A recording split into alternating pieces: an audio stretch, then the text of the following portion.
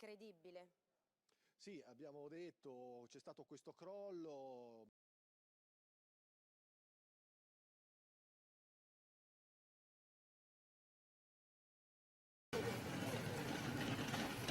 A pochi metri da dove mi trovo io c'è anche la caserma dei carabinieri, anche quella è lesionata, anche loro sono tutti fuori, ma si continua a lavorare. Ecco, devo dire che qui da subito è scattata la solidarietà all'emergenza, sono arrivati subito 5-6 vigili del fuoco, i primi che erano qui in un capannone di stanza, tra l'altro li avevamo incontrati quando siamo stati a Preci, e loro sono bresciani e sono qui, dovevano andare via, ma dal 26 ottobre naturalmente non sono più partiti, e quella di stamattina ci dicevano è la più forte che abbiamo mai sentito in assoluto.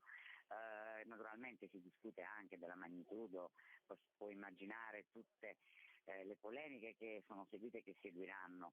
Ancora c'è da dire che Norcia, centro storico, le case sono ovviamente lesionate, e poi per quanto riguarda il grado bisognerà aspettare. Quello che non c'è più e che penso che voi siete ancora anche una barella nel caso qualcuno abbia necessità naturalmente di aiuto. Questo noi adesso diciamo, vedi, alcuni vengono caricati addirittura sull'auto della polizia municipale, sono anziani, svuotando la piazza.